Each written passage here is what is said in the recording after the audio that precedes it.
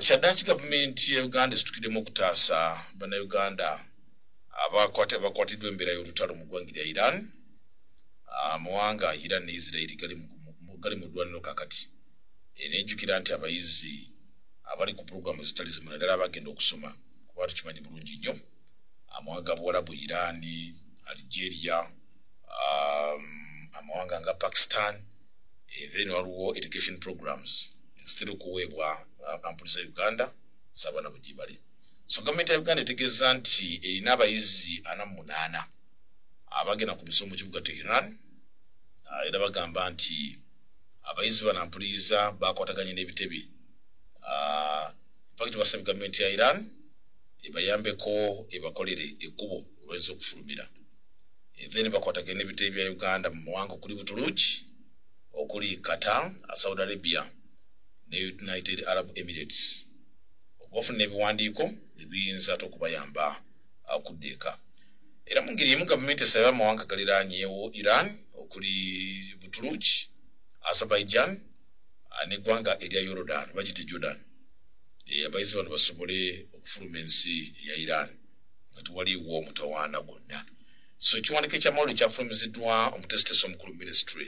ekwatibwako ensonga z'amawanga ag'ebweru Vincent Bagiire. Yagambye nti eggwanga lya Israel y'omuggwanga lya Israel bategeeza nti tewanabeerayo nnyo bakutya kw'amaanyi. Era bagamba nti bannamawulire bannayuganda bakolera mu Israel tewanabeerawo okutya. Byonna bagamba nti bijja kubeera taratibu mu kaseera akatali kewala oba olyawo. Asonga atera mu ngeri yemu okwongera okwetegeeza amawulire yino university esanga mu ggwanga lya Nigeria gyoyinza okwogerako nti amawulire gayo gasasane ku mikutu egya mukwanira wala era nga geekuusa ku kiragiro ekiri munda mu university egiyinza okuyita university policy. University no bagiyita Orabis Onabanjo University esangibwa mu ssaza Ogun lyesudde ampuliriza mu kitundu ekyobukiikaddyo ng'obalamiza dda mu bugwanjuba South Western. Kaakati jjukira nti abaleetawo kye bayita dress code policy. Buli muyizi omuwala olina okuba ng'oyambadde akaliiga. Kati waliwo obutambi bwasaasanidde ku mikutu egya mukwanawala nga bulaga bwinza okuyita abakulemberemu ekyokulambula in fact ekyokuuma ebigezo awatabeerawo malpractice nga bakebera okulabira ddala abayizi ab'obuwala balina akaliiga.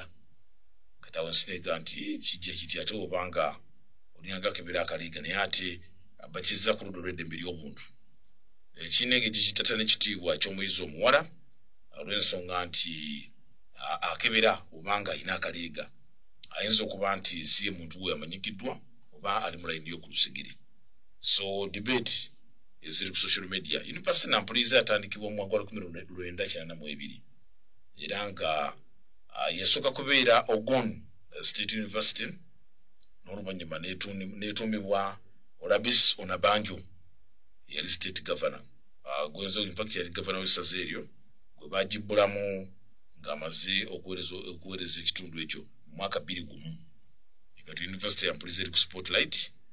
olw'engeri yampuliriza gireeseewo yamawulire okubeera ku social media. Nga tuvudde ku kyamawulire kya bannansi ba Uganda kuba twakyogeddeko jjo abayizi baffe naye ate si bayizi bokka. Ffe tulowooza nti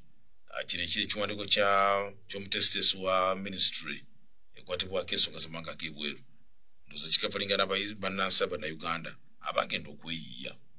kubanga eno ensi kankubuulire kizibu ogenda mu nsi ennamba erimu bannansi abalala n'otazuule mu Uganda. Osokera ku Munigeria then n'onoonya mu Filipino n'odda ku Muyindi. Omunigeria mu Philippine agenda gattako Omuyindi. Kati ne Bannayuganda babeera be bannansi abasinga okwetooloola ensi eno. Kasita balengerako ku mu kitundu etandika okumanya nti at least boosembedde okufuna ne Bannayuganda abayinza okubeerayo abali bagenda okweyiiya. Amawulire ge tulina mpuliriza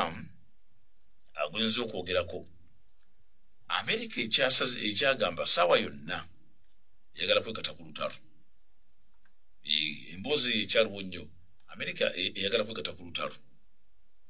Era Pulezidenti wa Amerika Donald Trump ategeeza nti akyetegereza America butya bwinzo teko omukono naddala mu kulwanagana wakati wa Israel sakuni Iran naye ng'ate omukono gwayo ekuteeka ku ludda olwoyo yatandika olutalo Israel kubanga namwanga agabola bwagamu gasirise niye gonna galimu okutya gagamba omusajja engeri abadde awawulamu nuclear kabadde kasigizigi finga balirwana okusookera ddala kubajjukira nti amawanga Buwarabu mangi agalinanye Iran Gatuluki ezi Oman kyenza okuyita ekyondo ekya Buwarabu bonna nga bali ku bunkenge kati Trump yabadde ayimiridde ku maka ga president olunaku olwajjo yagenda nti weekend ejja ino gevuddeko weekend ampulize efundikirwa inakusomezi nga 21 kati gende weekend kegweko then tulabe ekinene ekigenda okubeera week ejja yana akatako nti abakungu mu government ya Iran batandise okutuula obufofofo bagala tuyingire mu nteeseganya n'olumu bakyatidde okukyasanguza naye n'alabula nti ate banakikandaaliriza kiyinza okubeera ekikeerezi ogenda maaso n'okutuukiriza kye balina okukola kaakati abakugu bamaze dde okulagula in fact America lwaki eyingira mu kubatunza okyebuuza batyo America ejja mu lutalo luno era nga bagamba nti waliwo ekifo ekya Fordo bakya Fordo bagita uranium enrichment facility ekifo kinampuliza ekifodo in fact Fordo enrichment plant bagamba nti akiri masekati ag'ekibuga Tehran ate nakyo kiri mu nteekateeka ez'okuweesa ebyokulwanyisa ebyokambwe ennyo kati America eyingirawo okusinziira ku mawulire ag'ekikesi lwaki yagala okuyingira mu lutalo luno nti munywanyi Israel yatandika olutalo ayina ebikompolo ebitasobola kukuba naddala enfe eziri mu mikwesese oba eziri mu ttano in fact eziri mu mpuku baziyita bankers kati nga America yeba yegase ku Israel eyagala okuyingizamu ze bayita cluster bombs in fact bazita buster bomb si cluster bazita bunker buster nti bomu ez'omugole emikwesese wansi eyo then wabeerawo okutaataaganya era nga ennyonyi ya America esobola okwetika bomu eno ezituwa kilograms 1,3 niyo America yina ennyonyi eyo era nga bagenda kukozesa abagita 30,000 pound bunker buster bomb bagamba nti okusinziira ku intelligence yaabwe yeyina obusobozi okuwomogola gye bayita Fordo enrichment plant egamba okuba nti eri mu masekati ga Iran mu kibuga Tehran nga bagamba nti bagiteeka wansi mu lusozi basima wansi omukwesese then kati project eyo gyesinziira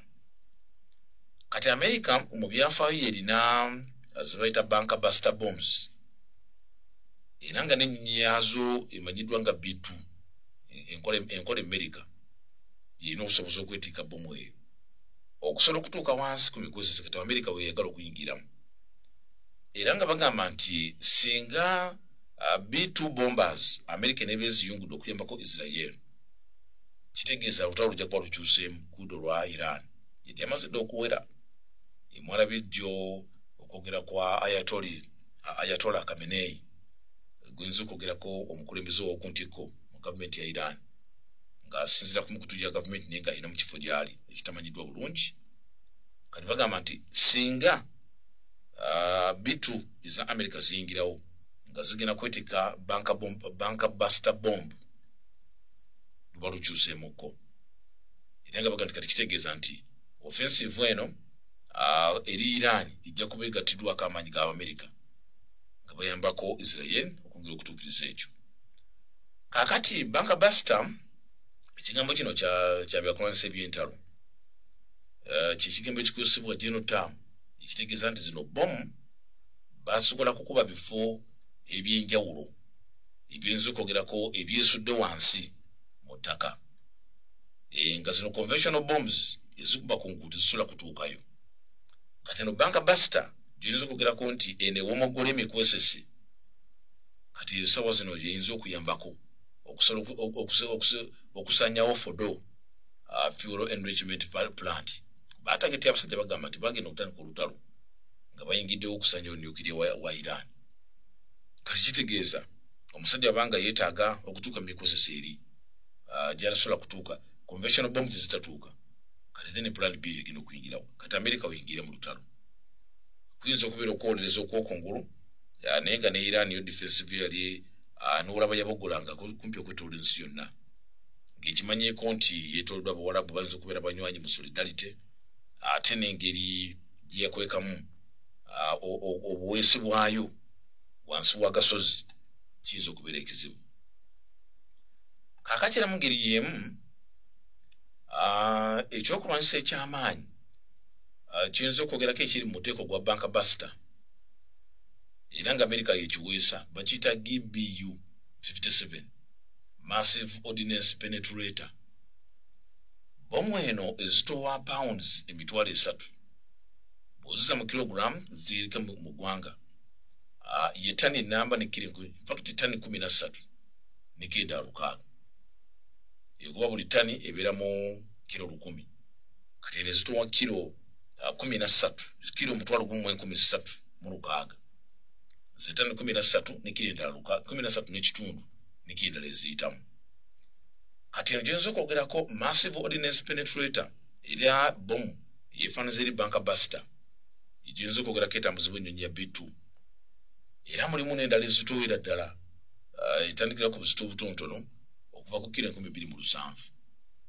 naye nga nayo yantalo era bagamba nti eno bomu etambulira ku nkola gyinza okwogerako ya satellite ebeera ndagirize precision guided ejinza ekolebwa mu steel gwinza okwogerako ekika ekya waggulu kubaita high strength steel era nga bagamba nti webeegudde awantu esobola okuyikula meters 61 underground ze futi 200 kati webeera plot 10 gitambula wano webeera plot 10 ga square kino 10 katako ne 10 kitegeeza eno massive ordnance penetrator esobola okuba wansi ng'eringa ng'eyikula meters 61 bwebe bwatuse ze futi 200 underground kati okitegeeza ebeera ebeetuuse ku mulabe. Kati eno nyonyi ya B2 spirit gye bayita stealth bomber ye nyonyi yokka America gye yakakola naye ng'erina obusobozi okwetika GBU-57 era esobola okwetika bomu z'ekika kino 2 as bunker buster bombs omulundi gumu era nga bagamba nti bomu zino okwongera okutuukiza target zisuulibwa emirundi egy'omudiringano multiple bombs zisobola okusuulibwa nyingi kikola omundi gumu jjukira nti bw'eba ekubyeko tugeze ebibiri n'ekomaawo kati n'endala egenda esuula ku bibiri webikomye fuuti 2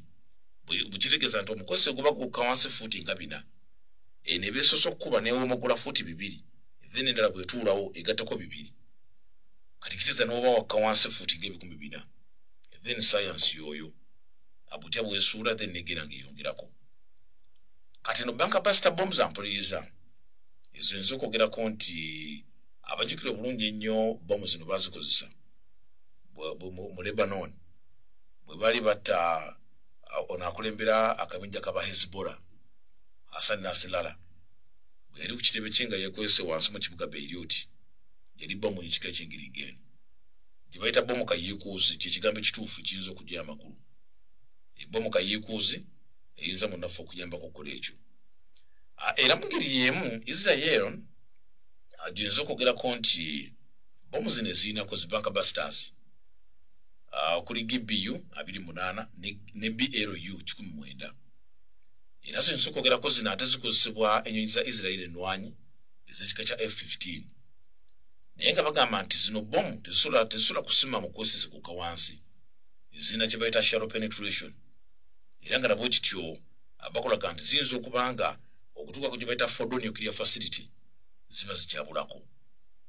Kati jjukira nti mu 2024 Israel we yaleeta omukulembeze wa Hezbollah Hassan Nasrallah yakozesa bomu ekika kya BLU 109 kati ate omusajja yali yeekwese ku mpimpi zibagamba zina shallow penetration kati kitegeeza nti okwongerako okuzuula la Fordo eri nuclear facility eri wansi mu Gwazi eri wansi mu nsozi naye nga tebagizimba mu kwesisi walina okubeerawo extra power kati nga America ino kikwasaganya kati ekibuzo kiri nti eno Fordo nuclear facility yo yesudde buwanvu ki eno Fordo fuel enrichment plant yesudde miles nga nkaaga kilometers 95 okuva mu kibuga Tehran mu kitundu ekyobukiikaddyo ng'obalamiza dda mu bugwanjuba kakati eno baali bagizimba eno Fordo enrichment plant bagiteeka ku ludda awali olusozi abasajja baabalanya awali ogusozi ate ogwo ogwaziyazi kati wansi w'ogusozi ogwo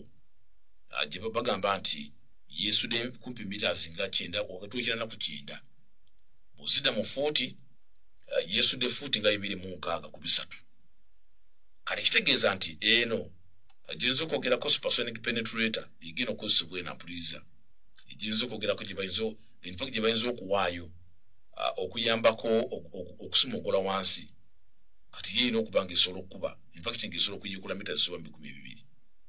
kati ndowooza olengedde pulaani y'olutalo bw'etambula bw'ebanga Fordo eri wansi fuuti 2.6 ku 3 kati kitegeeza nti bitu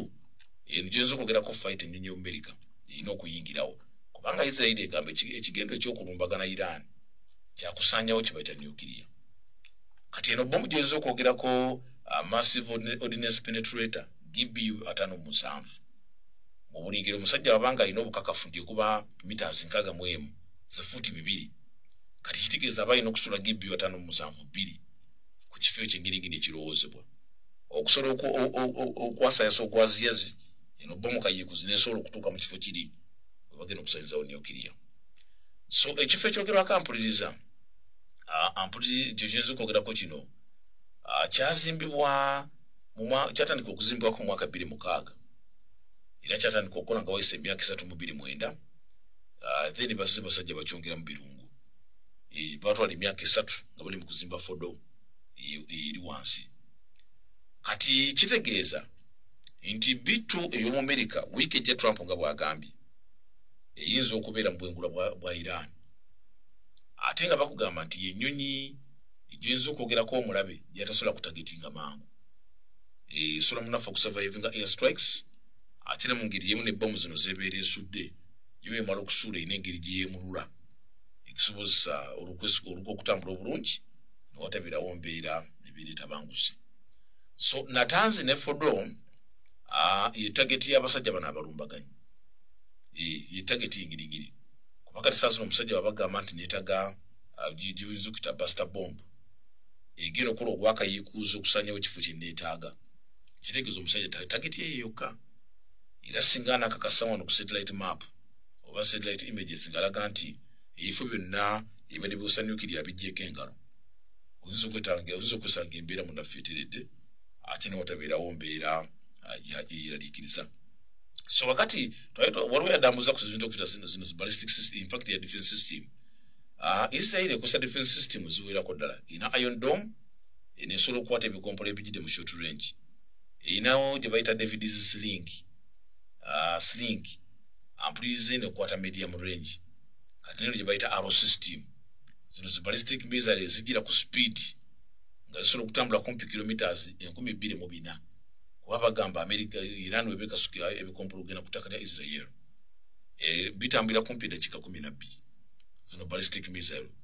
kati kitegeeza zimu zigidde ku speed zolaba ziwaguza nezigenda ziviirako defense system eno arrow system okutendewalirwa ne zikuba ku target tugeze mu ssaawa ya 2